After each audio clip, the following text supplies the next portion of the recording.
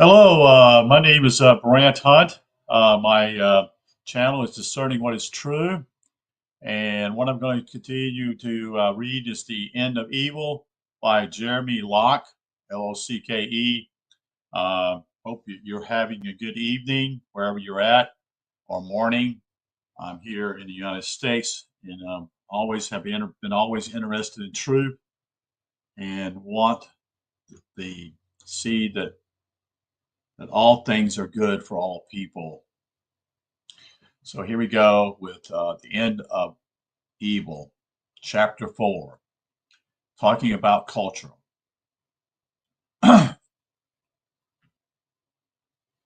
Cultures are created to protect power structures.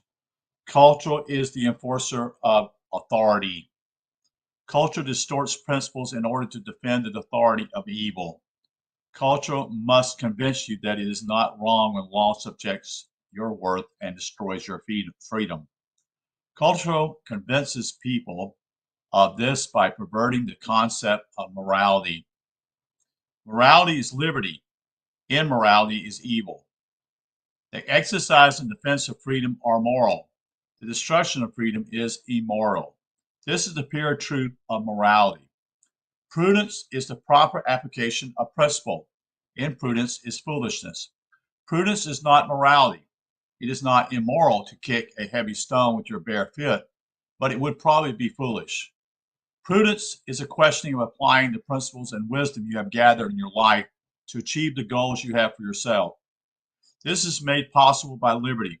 Without liberty, prudence is meaningless. Morality must come before prudence. The greater lie of culture is that authority is not bound by morality, and that authority can enforce its own prudence upon you. The great lie of culture is that you are worth less than the law. Culture teaches that intentions of prudence can be enforced by law. In this fashion, they gain an excuse to control the lives of people. In order for people to learn, grow, and find happiness, people must be free to test their understanding of principles. With freedom, they can do this by a process of faith, trial, and error. In this fashion, children grow from immaturity to maturity. In this fashion, human beings gain wisdom. Cultures are agents of evil. The objective of evil is the damnation of your ability to go strong or grow strong in wisdom. The objective of evil is the destruction of your worth. In order to gain control over you, culture spreads the lie that authority is not bound by morality. It teaches that authority can destroy freedom at will and claims prudence as the reason you should willingly submit. In the name of defending you, culture claims that the destruction of freedom is morality. You see that they turn it around. Culture pretends that evil is good and that good is evil. This is why you've seen the culture change, that is, in my lifetime, which I was born in 1960. And I'm not saying that my lifetime was perfect then, even in the 60s, but what I'm trying to say simply is it's been dramatically shifted even in my own life. Prudence can be found all around you. It is found in the choices you make every day. Even when a mistake is made, you learn prudence. Prudence cannot be enforced. To enforce prudence is law. Law is lie. Without the freedom to choose, you cannot learn prudence. You cannot be happy. Morality can be found all around you. Whenever you find it, you will find joy. Wherever you find immorality, you will find misery. So true, folks. So true. Culture enforces authority by destroying freedom with law. This is immorality. Next section, control of speech. Speech is controlled by culture because speech advances wisdom. Human communications accelerates growth and learning on an exponential scale. People learn principles on their own through experimentation with their environment, but they learn far quicker when they are able to communicate their thoughts through speech. Speech is the single most powerful tool of humanity. Through it, children and adults alike accelerate knowledge in anything they desire to learn. Culture cannot afford the rapid spread of human understanding. Should people learn their own worth and potential, they will never submit to artificial authorities placed over them. Culture is about control. Cultures are designed to protect the powerful, to protect those in authority. Its job is to make sure that speech cannot flow freely. To accomplish this, it establishes a pattern of subversion of thought and propriety of speech. Authority is unquestionable. You don't even question it. You see, and we are already in that mode now. We've been in it for a while. Most people are not aware of what's going on. They just truly aren't. Culture first labels the questioning of authority as immoral. The rule of law, absolute respect for law enforcement, character in politics, and the nobility of king are all examples of cultural subversion of thought. Culture cannot allow people to question their allegiance to a specific law or a specific king or a specific system of authority. Instead, it teaches that these things are above question. It is never permitted to question the king, the dictator, or democracy. In every culture, ever devised, authority is supreme over humanity. The highest extreme of questioning authority is discussing the assassination of authorities. Even to print a line of text such as this will bring shivers to those who live under any culture. This is the grip that culture has upon speech. You see, it's not this so what we call self-enforcement within the culture itself, because people are already taught that. And so when someone actually is trying to tell the truth and be free speech, they will do harm to them, or either they will call the police and say, we need the authorities here. You'll notice that the speech these days, you hear it all the time now. You speak. The authorities say such and such. That means, folks, they're already saying it right in your face. They don't, or either law enforcement is the authority. See, it's gone the other extreme, folks. It's no longer in the middle, so to speak. It's gone to the extreme. And you hear it. You hear it. There's, in fact, I believe that a lot of these things, the news stories are even taught, they're put out by the authorities. There's no longer even the news actually even does any digging anymore. It's just handed to them, and they tell what's going on, because they're the authorities. So the news channels or newspapers are already submitted to the authorities. They're not talking about free speech. Questioning whether authority is right or wrong is not allowed. The system is above you. You will not fight back. The law considers itself moral for defending itself with violence. It will teach you that you are immoral for even thinking about defending yourself against it. Lesser taboos on questioning authority exist in varying form in the culture of history. In modern times, this is the most obvious in the shame brought upon anyone who questions the respectability of police, public education teachers, or other public employees. Yeah, there's been a shift. It used to be in the private sector, you were paid far more money than you were to work for the county or the city. In fact, in the 1970s and 80s, you were looked down upon if you worked in those particular areas, because they were lower class jobs, because they were enforcing things, they were doing things that they hadn't any business to. It was better to work in the private sector. Let's continue. Their work is considered to be above the work of everyone else. Yes, they've been put on the pedestal. That is correct. You'll see it. You see this with the ambulance now, with they care about you. This is all propaganda, folks. The nurses, this such and such, doctors. You hear it with the military. They're fighting for our freedom. That's all bullshit, folks. They are just simply obeying authority. You see it in churches that we're the authority. That is the priests. We divide the word such and such. No, you are the authority. You've always been the authority, but you've been beaten down so much that you doubt that. And in this system we live in now is far worse than it was in the 60s and 70s. Far worse. Yes, there was also morality back then. There was people with morals, but it was also enforced by the church in a lot of ways too. It was that that priority now. The church has become in the background. You see. Anyway, their work is considered okay. Their actions and their jobs are beyond reproach because they are agents of authority. In other words, you don't question them. You can't question them. They're above the law. You see, they've already gotten that. You already see that. You don't question these people. They see themselves above the law. They see themselves above you.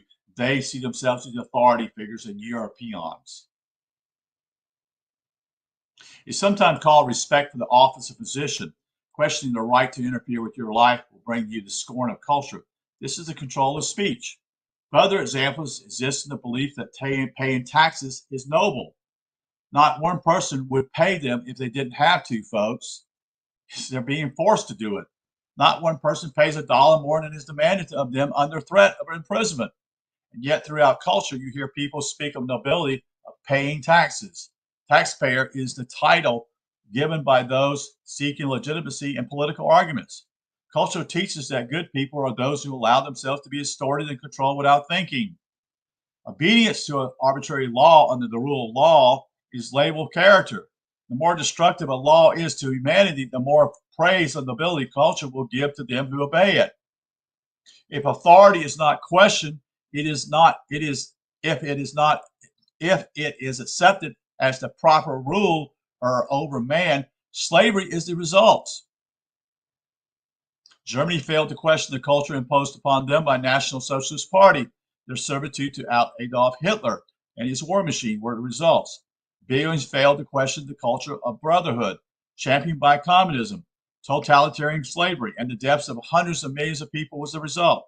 Large or small, when you yield your mind to culture, it will make a tool of you for its own purpose. It begins when you limit your speech out of fear of culture. And that's correct. The version of propriety. The next step is the cultural manipulation of speech and the creation of priority and politeness.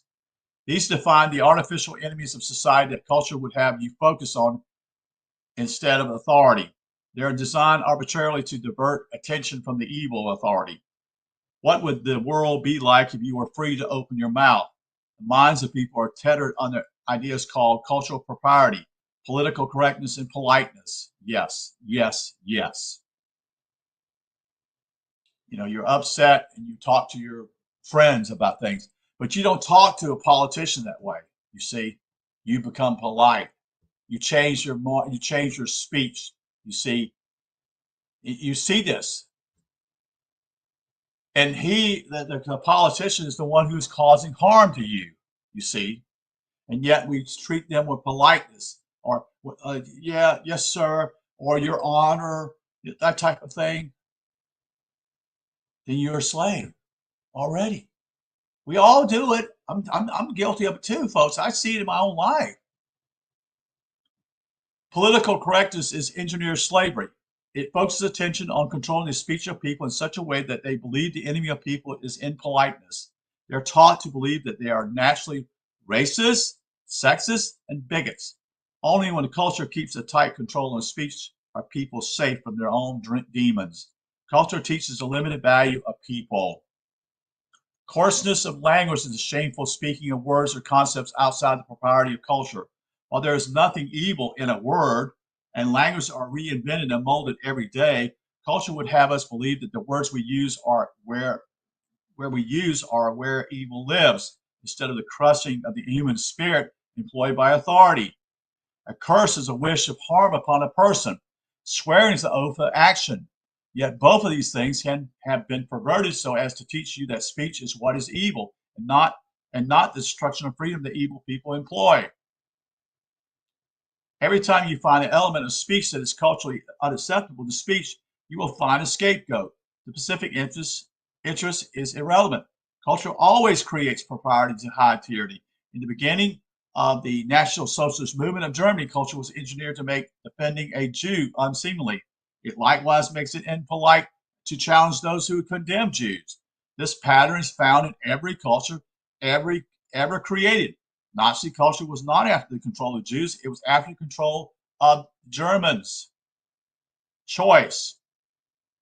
In order to free yourself from the slavery of speech control, you must understand the principle of personal offense. If you are offended by a word or sentence, then you have chosen anger and hurt for yourself. Culture will have you believe that it has been forced upon you, but this is not true. Culture would have you believe that evil is found in the discussion of ideas or the passing of intentional or unintentional insults. It would have you believe that certain words or allusions are where evil is to be found within society. If evil can create the enemies of speech, it can convince you to yield to its control. This is the design and purpose of culture. This is enormously involved with Christianity. Though people always feel entirely justified in taking offense at the speech, it is nonetheless their full choice. They have the freedom to feel anything that they want when they hear the mind of another person. Yet, the solution offered by culture is to force speech into a matter conducive to cultural tastes. Once you believe that the control of speech is noble, you will not wonder at why it is improper to question authority. Crushing the human spirit. While arbitrarily culture is found among us adults everywhere on earth, it is most easily viewed among children. Culture creates ideas of style, compulsion, body image, compulsion, and action compulsion. To prefer pink over blue is a personal preference. To wear blue because you fear wearing pink is destruction brought by arbitrary culture. Culture limits the choices available to people by creating arbitrary rules for your life and enforces them with peer pressure. Crashing the spirit of a people allows culture to gain their obedience. When people fear standing tall because they believe they are not sufficiently attractive, wealthy, or educated, culture is crushing their spirit by teaching them that they have limited worth. People who do not know their own value are easy to control. The pressures applied among children are a paradigm of the culture of the most powerful evil. Those children who are the most adept at understanding how to conform to cultural norms and apply the strictest enforcement against everyone else are the ones who gain social power. This is a type and a shadow of the culture of nations and kings. A modern citizen of culture is one who patterns themselves precisely to the ideas of culture. In premise, this means style, this means speech, this means education, this means economics. In reality, this means obedience. Culture teaches people to idolize the perfect citizen. It does so because it desires your obedience as well. These people are rewarded by society for being easily molded by culture. The power, authority, and compulsion in all walks of life will always reward the model citizens with tokens of nobility, will always punish those who fail to meet the standards of servitude with humiliation and ridicule. Such is the creation of culture. Such is the making of slaves. This breakdown of the human spirit eventually forces everyone to conform. Very few will ever think of fighting the power structure. Almost everyone accepts authority.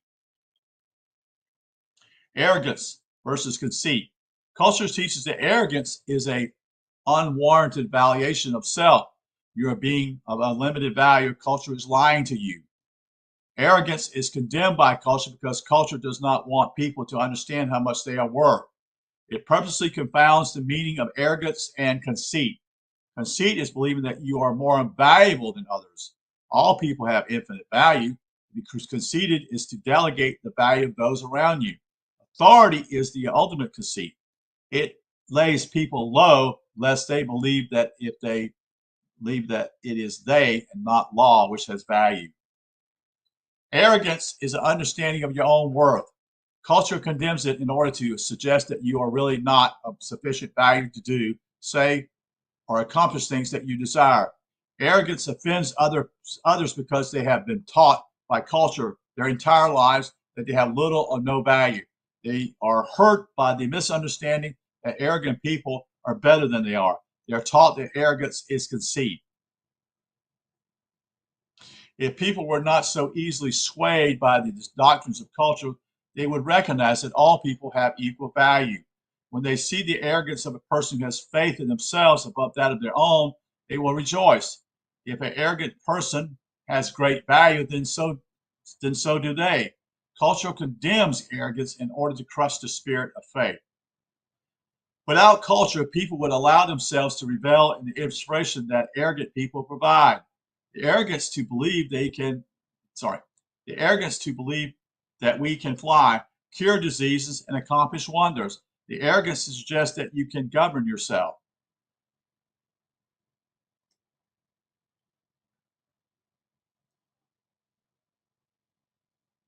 Enthusiasm and excitement. Enthusiasm for life is frequently ridiculed by culture. Those who are excited about the wonder and beauty of our planet are in danger of understanding how much they are worth. This is not something that culture can allow.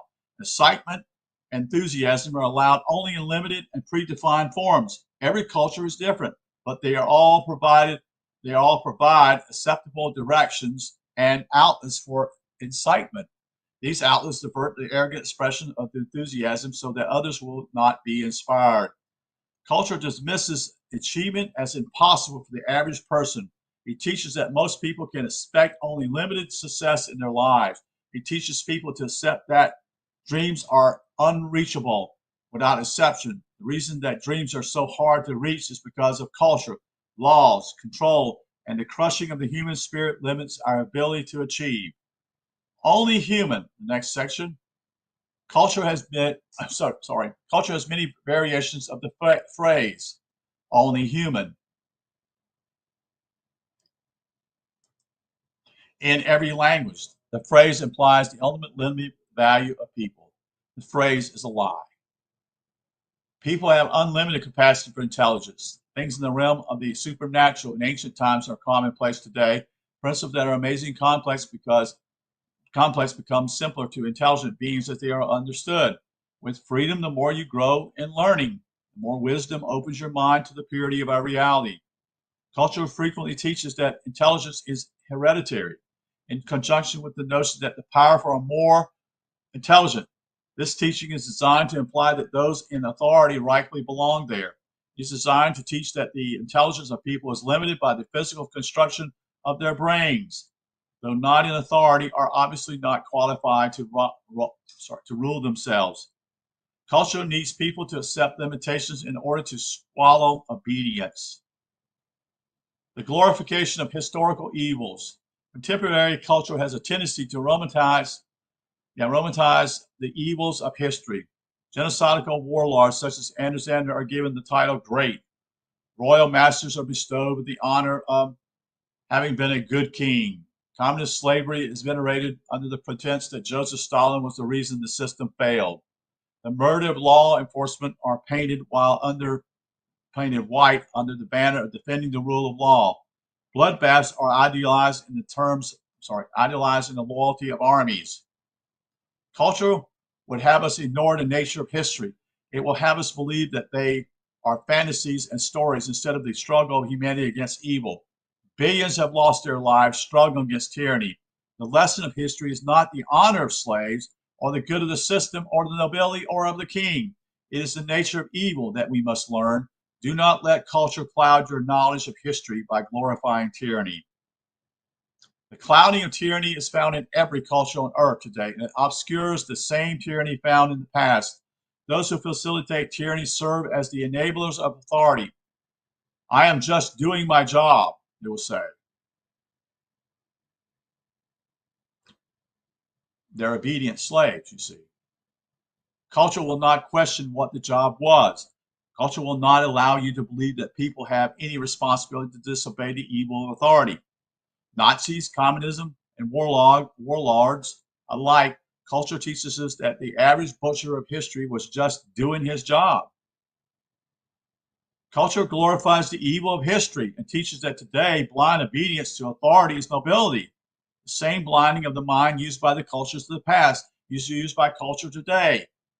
How correct laws pretend itself to be is irrelevant in order to enforce authority, you must destroy liberty.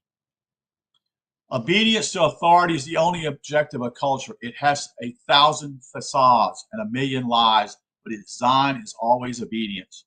Chivalry was the code of honor created by its royalty in the Middle Ages. This honor consists of blind adoration of knights and noblemen. Peasants and serfs were taught that those who ruled over them and enforced the law of the kings were always respectable and moral. The objective was the obedience of human beings to authority. The teaching of chivalry was that the knights of law enforcement had more value than everyone else.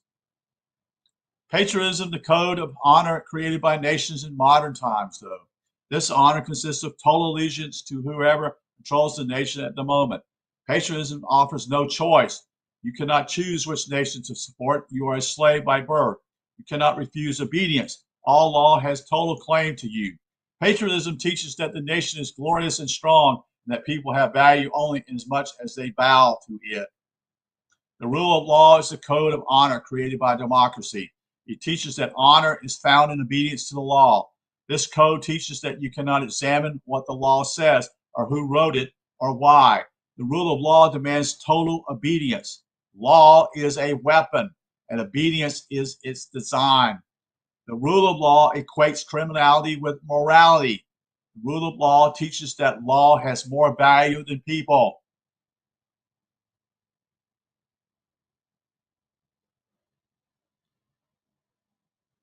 All cultures called disobedient treason and scared people with ideas of treachery against what is right and proper.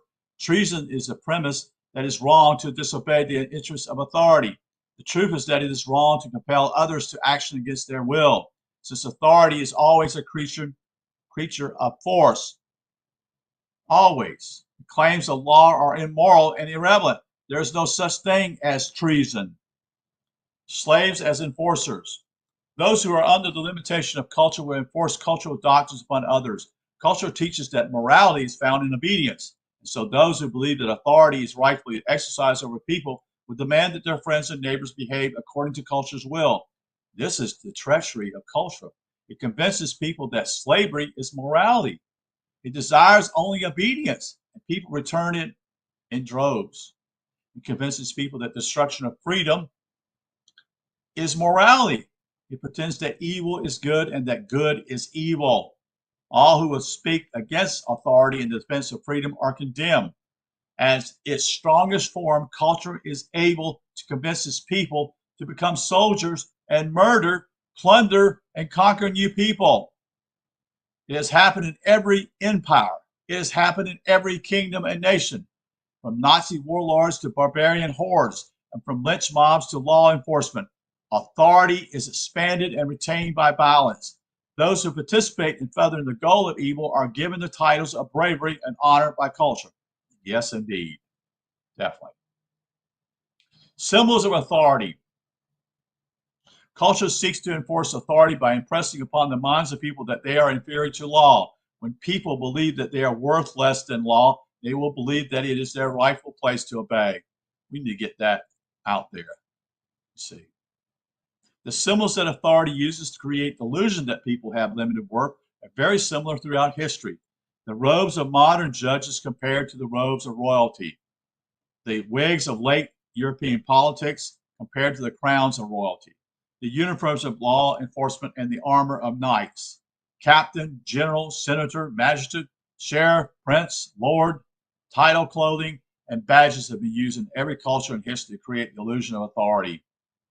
Just look around you and see it, folks. It's there. People actually are so afraid, they just simply act. I mean, they they don't even see the difference. They are already programmed to the point of someone as a police officer, you see, because he's got a uniform on. He's got a gun. What is that gun for? A lot of times that's intimidation. Culture forces the mind of symbols such as honor, loyalty, devotion, and duty. Such symbols are not new. It is easy for most people to recognize the foolishness of loyalty to king, dictator, or communism.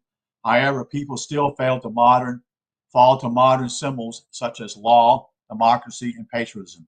If the objective of a symbol is obedience, it is evil. Police officers carry badges to show that they are duly authorized enforcers of the law.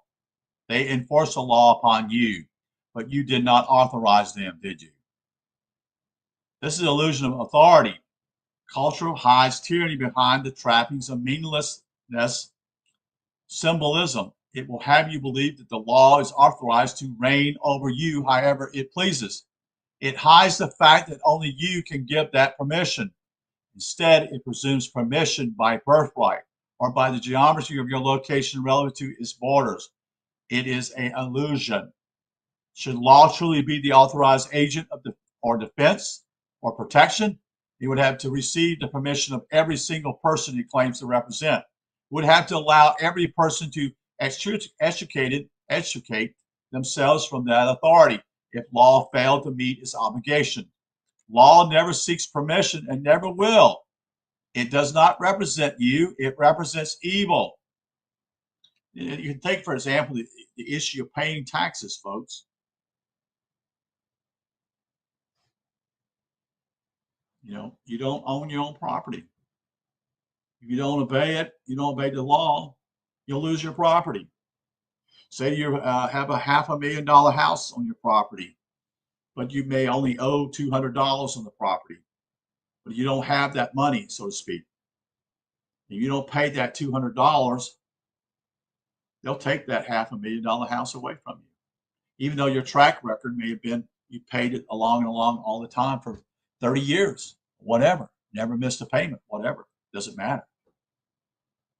It's cold and diabolical, the law is, you see. Let's continue. Money and greed. Money is good. Culture has invented the lies of money is evil so that authority can more easily lay claim to it. Authority can take your ambition for improving your life by demonizing your labors.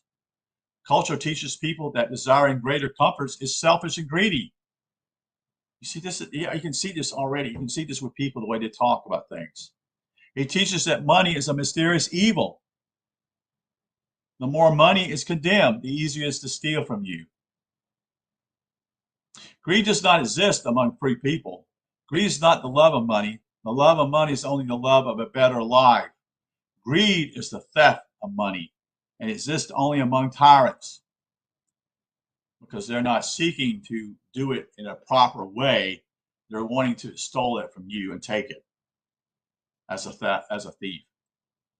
There is no end to the amount of improvement you can have in your life. There is no limit to humanity's ability to cure diseases, to end hunger, and to enjoy life. Culture would have you believe that you are limited. Culture teaches that you are not worthy of achieving your dreams. There is no greed in desiring more. There is only greed in stealing the labors of another. Theft is evil. It is the nature of authority to steal.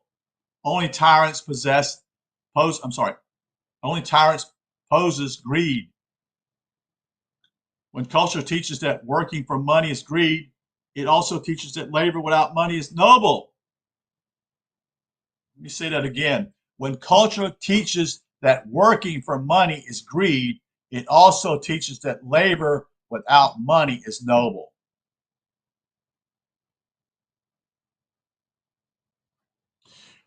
Laboring by rule of law for the collective, that is collective we, is taught as the proper form of ambition. If you cannot choose to give or to keep, then you are not we, you are a slave. Yeah, you have the choice if you want to help others or not. Then you are not. You are a slave. If you don't have that. Suit of law. Law is a weapon. Authorities establish itself as the only means of defense because of this. People have no recourse against the law. That is correct. It's almost impossible. Law is designed to enslave all who obey it. There are many people who are able to use the law to extort. Lawyers and thieves regularly band together in democracies to loot the valuables of people. It's commonplace to fear behaviors and speech because they will be used as pretense for extortion. The idea of law that license extortion is liability. This idea teaches that one man is responsible for the failures of another. That's all bullshit, folks. Only you are responsible if you fail or succeed. It is commonly accepted as a noble principle of justice. It is not justice, it is a lie. Liability is not a principle. Principles need no enforcements. Never have. The reason liability laws are enforced is to extract massive sums of money from anybody who happens to be able to pay. Liability teaches that you have a responsibility under law to prevent the failures of others. You have more money than they do. In a free world, people's actions are their own, and their failures means bringing consequences. Those consequences or principles are necessary to the growth and understanding of humanity. Law twists the consequences and assigns liability by fiat. Law confounds our understanding of true principles with obfuscation. This is done to enslave and distort. Collectivism. Culture teaches the worthlessness of the common good employed by force. It teaches that it is acceptable to issue law to advance a collective idea, whether to pay for a project or control behavior. Compulsion is frequently labeled public interest. If these things are truly for the benefit of people, why must they be forced in order to accomplish them? Amen. Why should they? Remember the difference between principle and law. Principle requires no enforcement, you see. No law is required in order for people to feed and shelter themselves. If something must be done by force in order to accomplish it, it is not a good thing. It is only something that authority wants. All government, all violence, and all laws are methods of forcing you to yield money or motive without your permission. If these were things that truly provided benefit to you, then you would do them willingly. Correct. In a free market, you get only that which you pay for. In government, you can easily get anything you want at the expense of others. It's called robbery. Those who have the most to take are the easiest to rob. Culture uses ideas such as the working class and the rich. These ideas have no meaning, since all classes work, and even the poor of today are rich in compared to the rest of history. These ideas are just tools of cultural manipulation. If culture can create social classes and convince you that they are at work, then it can hide its own tyranny. Culture creates collectivism with individual crushing labels such as we and our. People are taught that within a nation, they are our children rather than the parents. Culture teaches that we want laws and taxation and that we fight wars. Destruction of individual and collectivism directly serves the purpose of evil. And that's what's going on here, folks. That's what world government's all about, is collectivism. It's not anything to do with the individual. Collectivism teaches that good things can come from compulsion. Really? It teaches that people can be forced to accomplish things for their own good. It parrots the love people have for their neighbor and twists it into authority demands enormously. If a neighbor wants to do good, let them do, but don't force them to do it. Slavery is the result. If an individual will not choose a thing, then it is not good for him. Force crushes the human spirit. Choices enables life. Morality and values. Evil is not found in the stupidity of man. Evil is found in the slavery of man. Law impersonates morality. Culture teaches the ultimate infallibility of law in order to compel obedience, even when law is wrong. Culture teaches that the moral thing to do is to obey.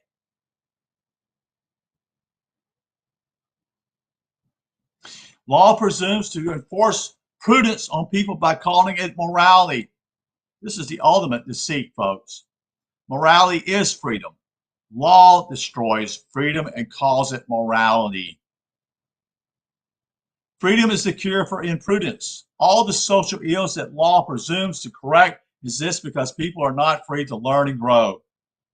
With limited ability for growth, principles are confused and foolish behavior is the frequent result.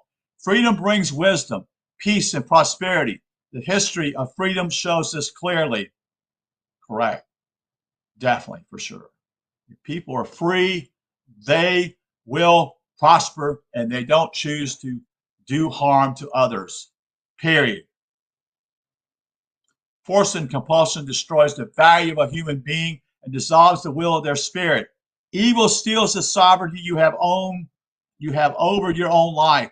Nothing righteous can come from the destruction of freedom, folks. Nothing.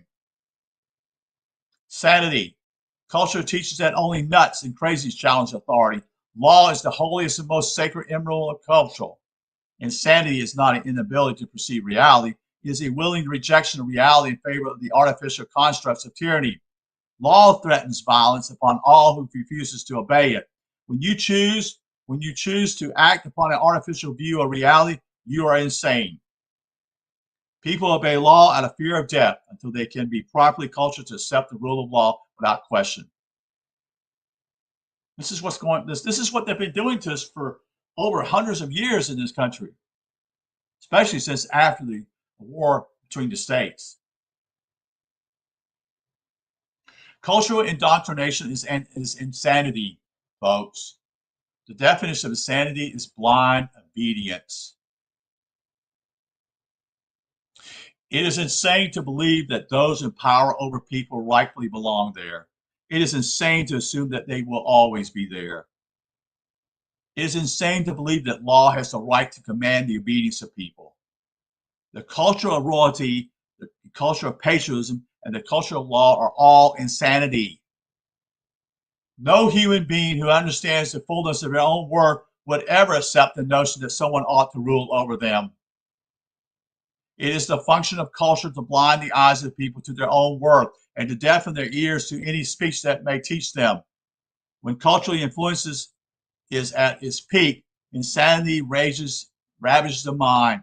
Obedience is the object of authority. Authority wants no possibility of rebellion. The definition of insanity is blind obedience. Defense of freedom. Culture teaches that only police have the right to defend. It teaches that only authority has the right to decide if you are worthy of defense and what level of defense it will provide.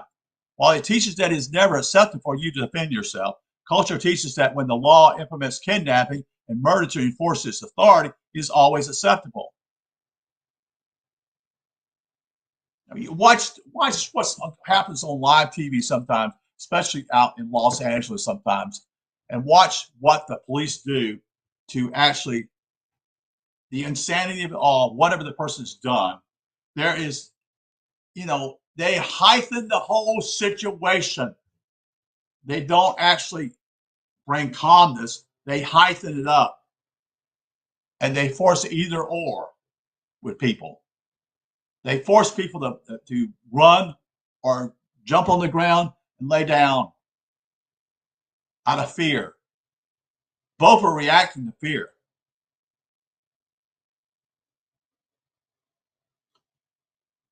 In order to remove all thought of people fighting their master, culture teaches that revolt is never acceptable. Rebellion without violence is almost always impossible. Culture ensures that authority holds a monopoly on violence, and it has no compunction about kidnapping, imprisonment, and murder.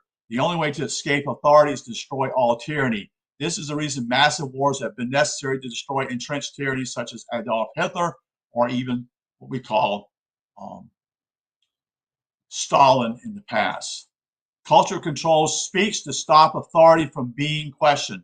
It creates ideas of propriety to hide its own tyranny. The only remaining element is to make sure that if someone does discover their own worth, that they cannot extricate authority from their lives.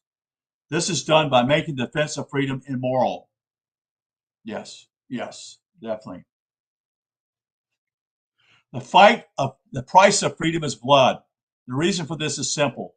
Evil does not care if you live or die. It will kill you before it yields. It will kill you before it yields control over your life to you. Hundreds of millions have died in history of wars proving this principle. Every incident of thug, maiming, raping, or killing an innocent person proves this principle. While the vast majority of people are not evil, there are powerful tyrants who will never yield. There are men who will scorch the earth in order to gain or maintain authority. The only way to end tyranny is to destroy every tyrant. The more that tyrants are allowed to work the devices of culture upon people, the harder the tyranny is to extricate, and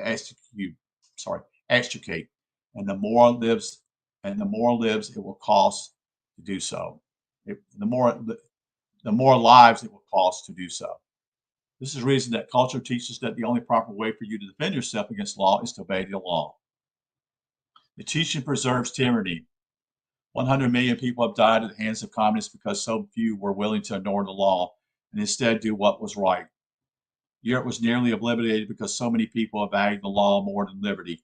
They failed to stop Adolf Hitler while he was still weak. Removing the true nature of violence from news and relegating and understanding the artificial violence of entertainment teaches people that there is safety in slavery. News reports enable authorities when the true cost of tyranny is removed from view. Culture hides the plainest image of blood from people in order to keep them passive. In reality, evil will stop at nothing to control you, including destroying everything you have and everyone you love. Violence is used in preservation of tyranny every day. Violence and murder are only weapons of immorality when used to destroy freedom. The defense of freedom is never immoral. Any man who will wield the weapons of violence against innocent people in order to gain authority must be destroyed. Okay, that is the end of chapter 4. I'm going to stop here for chapter 5. I'm going to take another break. Again, this particular work is done by Jeremy Locke. I hope that you're enjoying it.